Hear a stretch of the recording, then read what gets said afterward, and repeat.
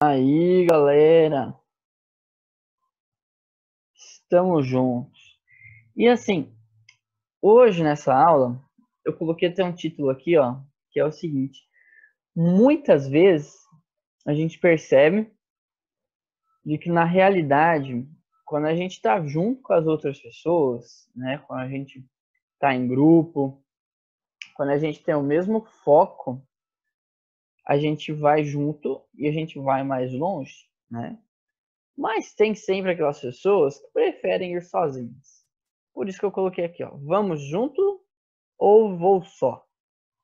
Em que sentido isso? Hoje eu queria falar um pouquinho com vocês sobre igreja. Sobre ser igreja. Né? Ser o corpo de Cristo, né? Porque a igreja é considerada na Bíblia como se fosse o corpo dele. Né? Como se Jesus fosse a cabeça, ou seja, ele é a razão da igreja, ele é o motivo dela existir, é o foco, né, dela existir. Ele é que direciona para onde a igreja deve ir, mas nós somos como o corpo dela. Nós somos os pés da igreja, ou seja, faz a igreja se movimentar, ou seja, a igreja ter as suas ações nesse mundo, mas também nós somos as mãos, nós somos todo o corpo. Ou seja, a gente que faz a igreja de Deus aqui na Terra funcionar. Então, se você já deve ter se perguntado assim, nossa, mas a igreja, sei lá, às vezes a igreja parece um negócio chato, né? Muita gente ali reunida. Tem pessoal que gosta de falar que a igreja é lugar de hipócritas. E eu costumo dizer que sempre tem lugar para mais um. Afinal de contas, não existe nenhum santo ali dentro e nem no mundo existe, né? Segundo a Bíblia, não há nenhum justo sequer, a não ser Jesus. Foi perfeito. Então, vamos juntos ou vou só? Ou seja, qual é o significado de ser igreja para os nossos dias hoje? Né? O que ser igreja pode acrescentar na minha, na sua vida, na vida de tantas outras pessoas?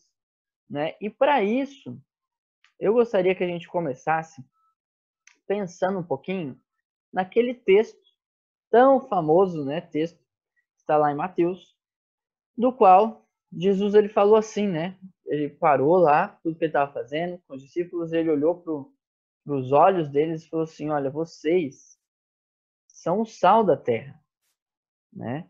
E a luz desse mundo. E assim, esse texto ele é tão conhecido, ele é tão famoso, tão popular, mas quantas vezes a gente para analisar o que é ser sal? Até porque o sal ele foi usado ali de propósito nesse texto pelo Criador do universo, né? Jesus, nosso Deus, ele estava ali e ele usou esse termo de propósito. Então pense bem, como que o sal ele se transforma em sal? Porque, veja só, o sal que a Bíblia se refere ali é aquele sal de cozinha, é aquele sal que salga a comida, que tempera, que dá gosto para as coisas. E você sabe que esse sal, ele não é um sal que aparece assim, ó, estalar de dedos. Tem um processo para ele acontecer, tem um processo para ele se transformar em sal. Portanto, como que é o processo para eu e para você nos transformarmos em sal? Para isso a gente tem que entender o próprio sal, né? Então vamos ver esse videozinho e daqui a pouco eu retomo nesse videozinho para a gente entender alguns elementos que existem antes de você se transformar nesse tal desse sal, que vai fazer diferença na vida das pessoas.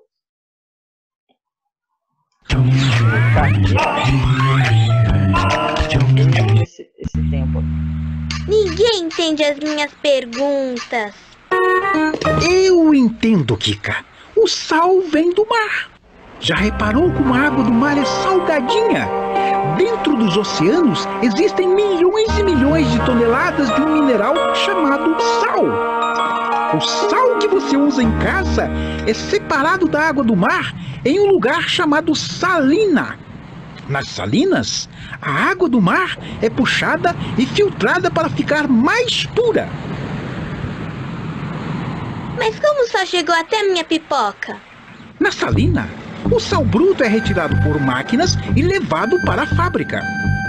Na fábrica, o sal passa por várias etapas de lavagem. em máquinas enormes para tirar todas as sujeirinhas que vieram do mar. Depois, é colocado em uma máquina que gira rapidinho para que o sal fique bem misturado. Aí, o sal precisa ficar sequinho.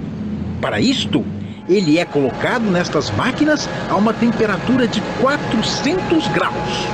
No final, os técnicos do laboratório fazem alguns testes para ter certeza que o sal já pode ser embalado e seguir para as lojas.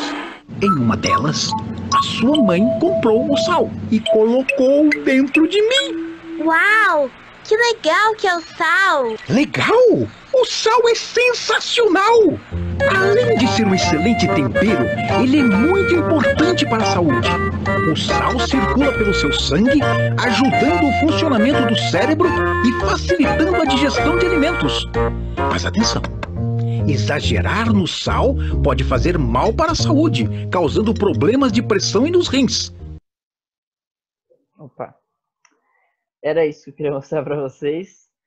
E assim, gente, vamos parar para pensar um pouquinho nesse processo. Afinal de contas, se Jesus comparou a nossa vida como igreja, como servos dele, né, como discípulos dele, de que a gente deveria se tornar sal, peraí, então vamos analisar como é que é esse processo para você se tornar sal. Afinal de contas, não é todo mundo que já pode se considerar sal na vida das outras pessoas. Então, olha só. No videozinho você viu ali um breve resumo de tudo aquilo que acontece para que o sal realmente se transforme em sal. Então, primeiro você viu que ele é tirado do oceano. E olha só que coisa linda esse, gente. Ele é limpo para retirar todos os resquícios do mar. Agora para um pouquinho e vamos pensar na nossa vida espiritual, tá certo? Eu e você, nós somos sal, certo? Então nós estávamos no oceano. O oceano, galera, representa a tua vida no passado. Antes de Jesus te encontrar, antes de Jesus transformar a sua vida, antes de você se converter. Então, o oceano é a sua vida anterior, é aquela vida de pecado, é aquela vida em que Jesus nos encontra quando ele nos redime, quando ele nos salva. E agora você é tirado do oceano, você é tirado do mar. E olha só que loucura. Você é limpo para que todos os resquícios do mar saiam de você. Então acontece todo um processo ali de limpeza, de tratamento, para que esse sal se purifique. Olha que coisa maneira. Ou seja, quando Jesus nos encontra, na condição que ele nos encontra, ele nos resgata. E agora, o processo que a Bíblia descreve é o da santificação. Ou seja, é aquele processo que ele vai acontecer ao longo da sua vida, no qual todos os resquícios que você tinha da sua vida anterior a Cristo, anterior à sua conversão, vão sendo eliminados com o tempo. Então, com o tempo, você não tem mais vontade de fazer o que você fazia antes. Você não tem mais desejo pelos pecados que você cometia antes. Você não tem mais a alegria naquela vida de antes. Por quê? Porque você está sendo purificado, você está sendo limpo.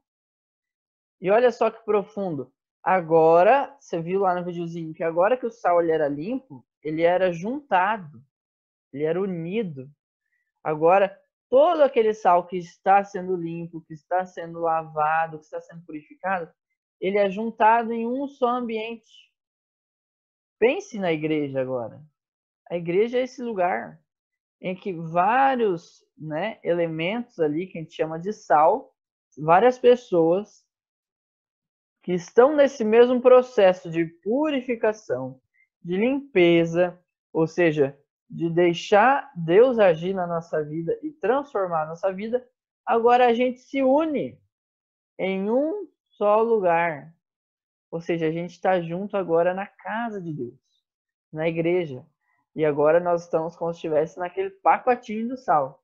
Né? Por isso que a gente diz que a igreja, ela é o saleiro. É onde reúne muitas pessoas com o mesmo foco, mesmo princípio, mesmo motivo de viver, né? Objetivo de vida. E só então, galera, é que ele vai sair para ir para o mercado. Ou seja, agora que você já foi resgatado, você já foi redimido, né? Jesus já está purificando a sua vida no dia a dia, o Espírito Santo. E o que acontece? A gente se une como igreja, num só propósito, num só foco, e agora a gente sai de dentro da igreja lá para fora, para salgar a vida das pessoas, para fazer a diferença. Então a gente vai para o mercado, né? A gente sai para fora.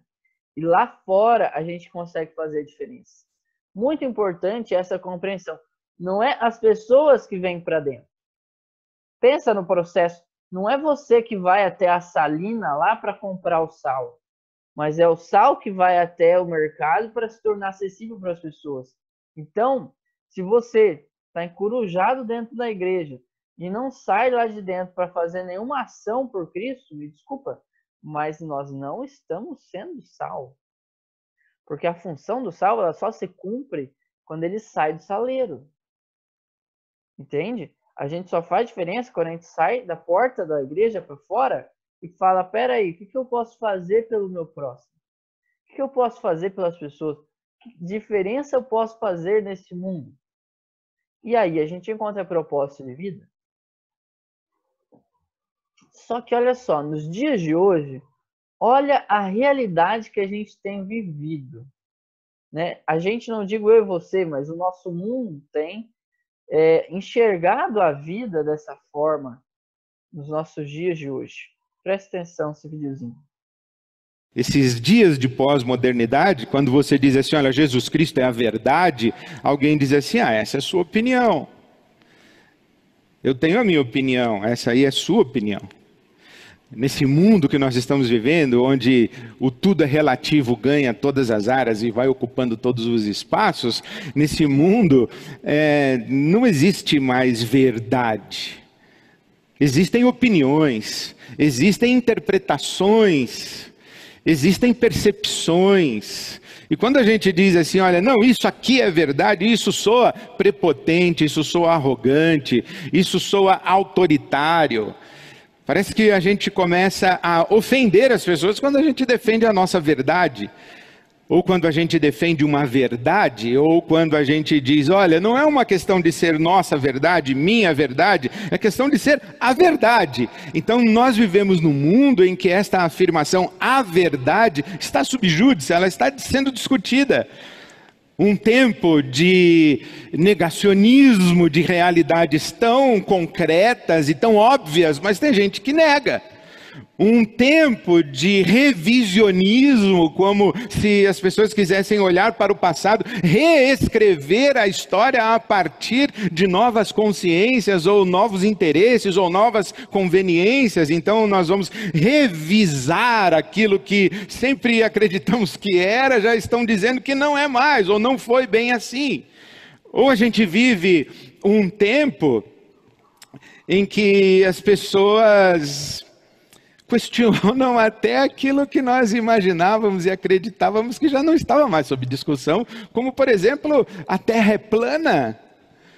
A gente vive dias de terraplanismo e as verdades objetivas, os fatos, eles perdem a sua força.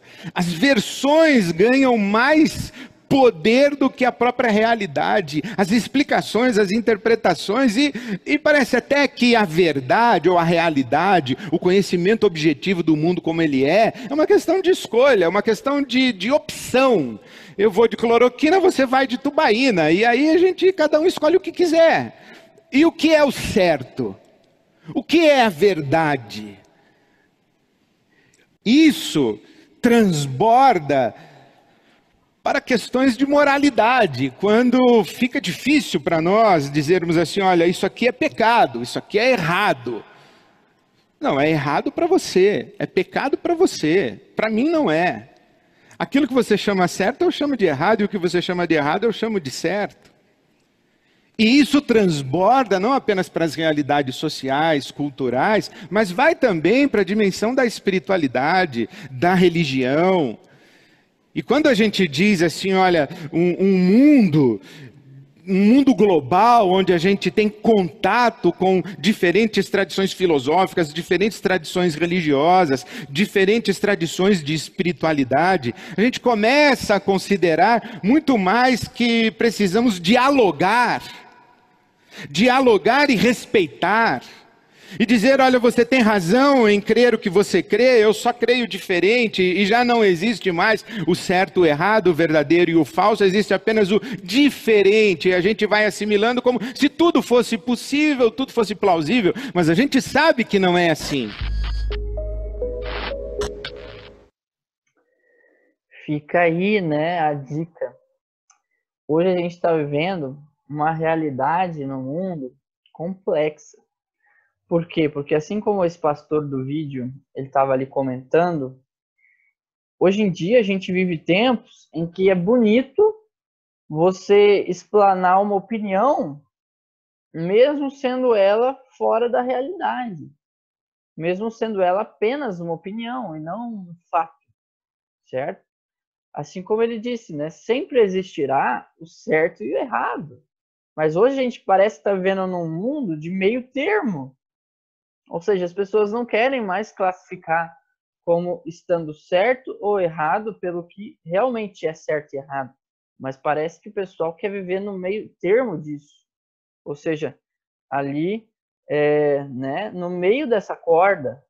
Ah, não, eu acho que talvez seja certo. Ah, não, eu acho que talvez seja errado. Ah, depende da minha opinião. Gente, desde quando a nossa opinião define o que é certo e o que é errado? O que é certo e o que é errado são fatos. O que é certo e o que é errado, você vê no dia a dia, certo? Você tem na sua consciência, inclusive. Dentro da consciência humana está o certo e errado. E uma das coisas que é uma das maiores evidências de que Deus existe é você explicar como que em diversas culturas, em um mundo globalizado, em um mundo de N países que existem no mundo, ilhas que existem no mundo, né? Cidadezinhas minúsculas, cidades enormes, capitais, cidades internacionais como Nova York, tudo mais.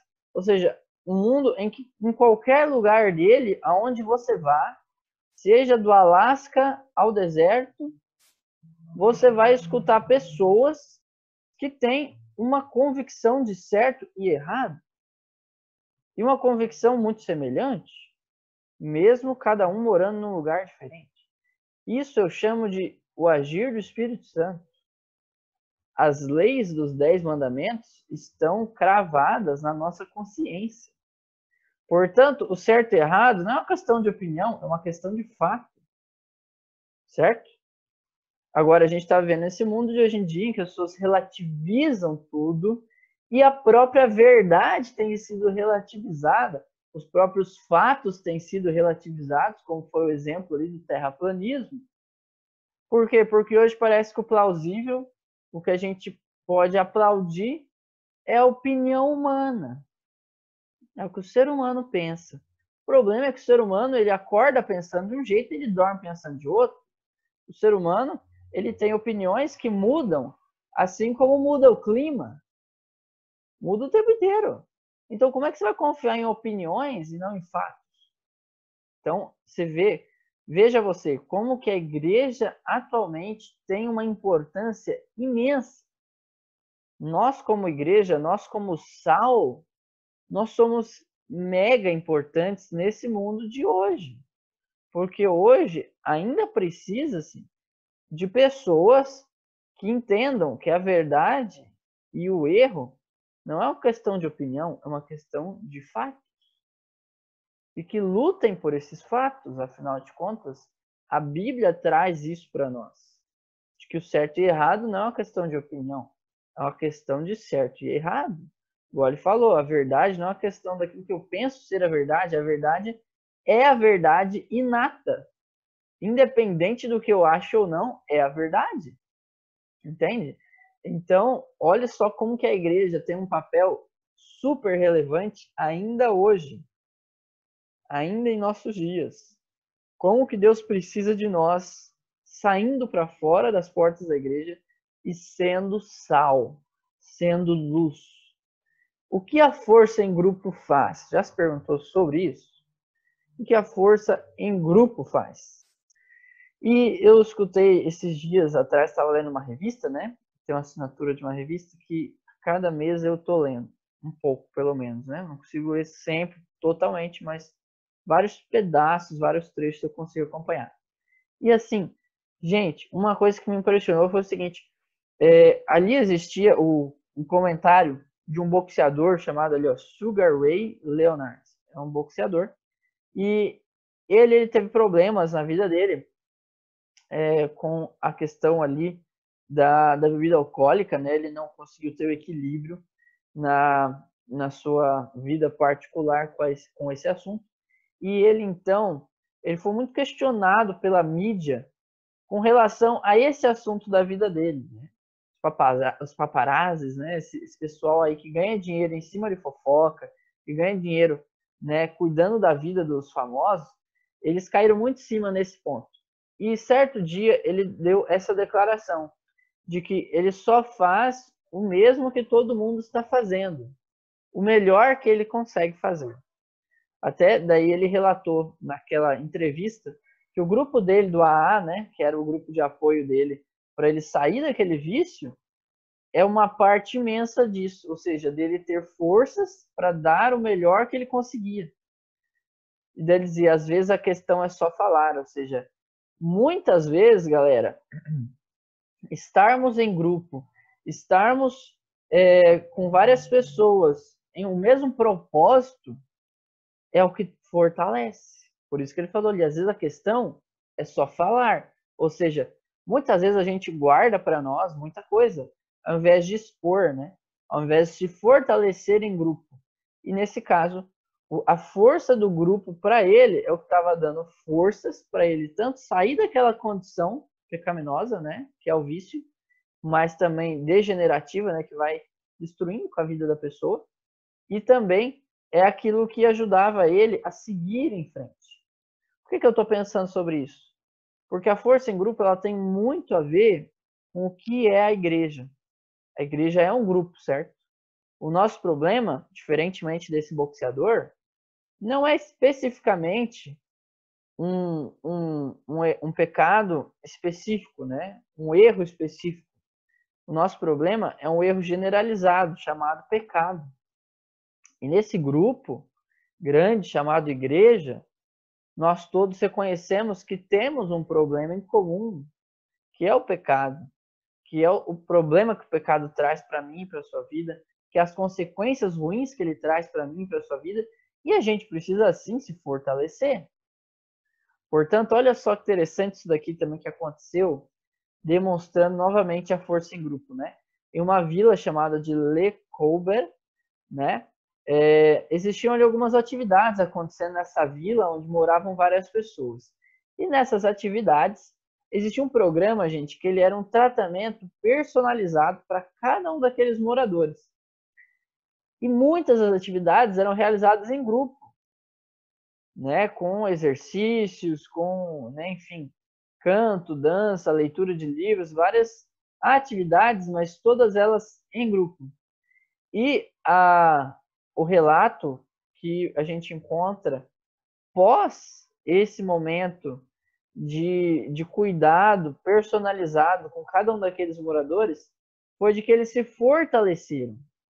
Foi de que essa vila era uma antes e pós esse cuidado. Por quê? Porque agora eles se fortaleceram em grupo.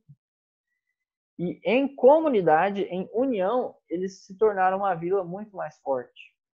Uma vila de pessoas mais unidas, uma vila de pessoas com o mesmo foco, o mesmo objetivo. Assim é quando a gente está na igreja. Olha só um outro exemplo aí. Você sabia que existem grupos que reúnem pessoas que passaram pelo luto ou que estão passando por um luto muito forte na vida delas?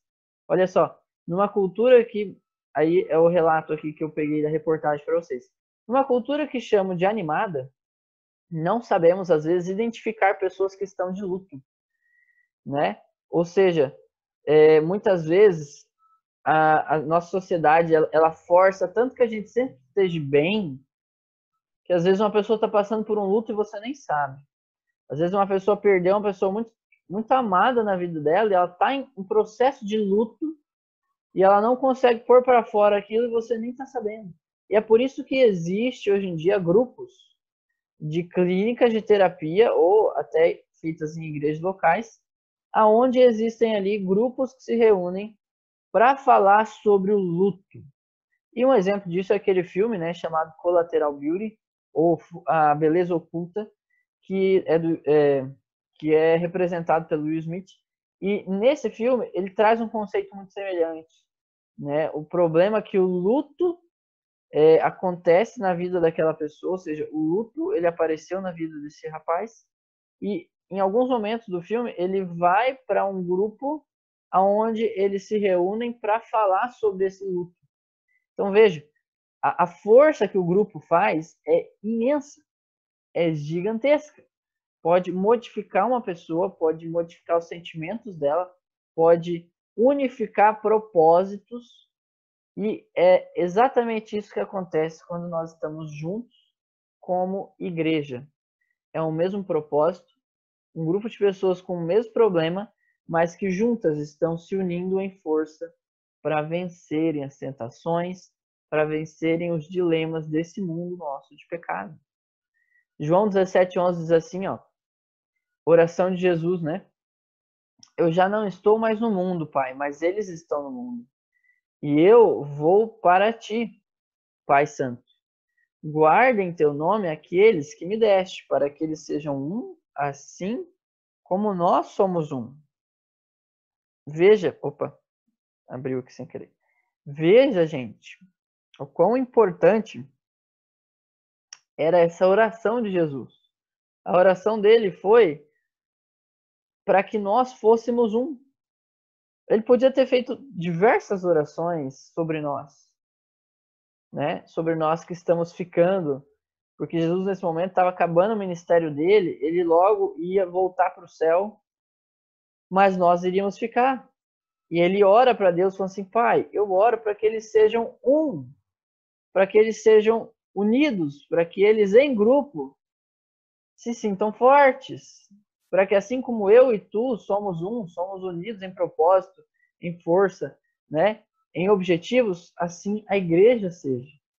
Então olha só o propósito de Cristo para a igreja. O objetivo dele sempre foi que a gente fosse unido. E olha só essa oração na íntegra, que bonita que ela é. Pai, é chegada a hora. Glorifica teu Filho, para que também o teu Filho te glorifique a ti. Assim como lhe deste poder sobre toda a carne, para que dê a vida eterna a todos quantos lhe deste. E a vida eterna é esta, que te conheçam a ti só, por único Deus verdadeiro, e a Jesus Cristo a quem enviaste. Eu glorifiquei-te na terra, tendo consumado a obra que me deste a fazer. E agora glorifica-me tu, ó Pai, junto de ti mesmo, com aquela glória que tinha contigo antes que o mundo existisse. Manifestei o teu nome aos homens que do mundo me deste, eram teus, e tu nos deste, e guardaram a tua palavra. Agora já têm conhecido que tudo quanto me deste provém de ti, porque lhes dei as palavras que tu me deste, e eles a receberam, e têm verdadeiramente conhecido que saí de ti, e creram que me enviaste. Eu rogo por eles, não rogo pelo mundo, mas por aqueles que me deste, porque são teus. E todas as minhas coisas são tuas, e as tuas coisas são minhas, e nisso sou glorificado. E eu já não estou mais no mundo, mas eles estão no mundo, e eu vou para ti. Pai Santo, guarda em teu nome aqueles que me deste, para que sejam um, assim como nós. Estando eu com eles no mundo, guardava-os em teu nome. Tenho guardado aqueles que tu me deste, e nenhum deles se perdeu, senão o filho da perdição, para que as Escrituras se cumprissem. Mas agora vou para ti, e digo isto no mundo, para que tenham a minha alegria completa em si mesmos. Dei-lhes a tua palavra, e o mundo os odiou, porque não são do mundo, assim como eu não sou do mundo. Não peço que os tires do mundo, mas que os livres do mal. Não são do mundo, como eu do mundo não sou. Santifica-os na tua verdade. A tua palavra é a verdade. Assim como tu me enviaste ao mundo, também eu os enviei ao mundo. E por eles me santifico a mim mesmo, para que também eles sejam santificados na verdade. E não rogo somente por estes, mas também por aqueles que pela sua palavra hão de crer em mim, para que todos sejam um como tu, ó Pai, o és em mim e eu em ti, que também eles sejam um em nós, para que o mundo creia que tu me enviaste. E eu dei-lhes a glória que a mim me deste, para que sejam um como nós somos um, eu neles e tu em mim, para que eles sejam perfeitos em unidade, e para que o mundo conheça que tu me enviaste a mim, e que os tens amado a eles como tens amado a mim. Pai, aqueles que me deste, quero que, onde eu estiver, também eles estejam comigo, para que vejam a minha glória que deste, porque tu me amaste antes da fundação do mundo. Pai justo, o mundo não te conheceu, mas eu te conheci, e esses conheceram que tu me enviaste a mim. E eu lhes fiz conhecer o teu nome, e eu farei conhecer mais, para que o amor com que me tens amado esteja neles, e eu neles esteja. Tá aí, ó, alguns elementos dessa oração. Imagine, gente, era o nosso Criador, Jesus, que segundo a Bíblia, ele foi um dos elementos principais da nossa criação. Na verdade, a Bíblia descreve de que o Verbo, né, criava todas as coisas, e o Verbo era Cristo, né? Então, assim, Jesus é o nosso Criador, e olha só a oração que ele fez por nós. Que a gente conheça Deus, o Pai, lhes dei as palavras que tu me deste, e eles a receberam, né? E por essa verdade, o mundo os odiou. Olha só que profundo que ele disse, né? Pela palavra da Bíblia, o mundo tem odiado os cristãos, né? Porque o mundo não gosta da verdade. Como a gente viu nos nossos dias de hoje, as pessoas não querem uma definição de verdade ou de mentira, elas querem o meio termo, elas querem aquilo que elas pensam, que seja certo ou errado. Então o padrão não é o que está na palavra de Deus, o padrão sou eu mesmo. Isso é errado. Rogo por aqueles que me deste, ou seja, eu e você, porque são teus. Guardem teu nome para que eles sejam unidos, sejam um. E é por isso que tem a função da igreja nessa terra. E peço para que os livres do mal, santifica-os na tua palavra, que é a verdade, e eles sejam um em nós, assim, dessa forma, o mundo vai crer que tu me enviaste. Ou seja, como que a gente como igreja vai fazer o mundo aí fora acreditar em Deus? Se nós formos um, se nós formos unidos, se nós congregarmos uns com os outros. E, sabe, antes de eu fechar essa aula, que eu já estou fechando, é para você não ficar preocupado aí, né? Estou acabando. Mas assim, gente, olha só que coisa profunda. Esses dias eu escutei certo dizer de que na Arca de Noé devia ser mal cheiroso lá dentro, certo? Porque você tinha N animais ali dentro, você tinha, né? Imagine um monte de animal defecando, um monte de animal urinando, um monte de animal sobrevivendo, vivendo ali dentro. Imagine só. Então, dentro da Arca de Noé, realmente deve ter sido um lugar um pouco mal cheiroso, mas melhor era estar dentro daquele lugar mal cheiroso do que estar fora dele, não é? Assim é a igreja. Dentro da igreja pode até ser que tenha situações que você fale, nossa, isso aqui tá meio ruim, hein? Nossa, o irmão lá tá sendo meio hipócrita, hein? Nossa, e aí você começa a julgar, né? Nossa, aqui tá meio mal cheiroso. Mas eu te garanto que melhor é estar dentro dela do que fora dela. Porque dentro dela há salvação. Dentro dela a gente está dando continuidade para o desejo de Deus. Então pense nisso. A igreja nunca será perfeita. Ela pode ser até mal cheirosa. Mas é ela que vai nos levar até o céu. É dentro dela que a gente vai ter forças para a gente chegar até o momento de novo céu e nova terra. Não era isso que aconteceu pós-dilúvio? Nova terra, terra restaurada. Assim é que a Bíblia descreve que vai acontecer quando Jesus voltar. Novo céu e nova terra. E a nossa arca, por enquanto, é a igreja. Ela que nos está ajudando a gente chegar até lá. chegar até esse novo céu e essa nova terra. Pense nisso, fique com Deus nessa semana e vou fazer uma oração aqui para a gente fechar. Santo e amado Deus, obrigado por essa aula, Pai. Que a gente possa pensar sobre essas coisas, mas não só pensar, que a gente possa colocar para dentro, que a gente possa internalizar todo esse conhecimento, que a gente possa tentar viver ele na prática. É o que eu te peço em nome de Jesus. Amém.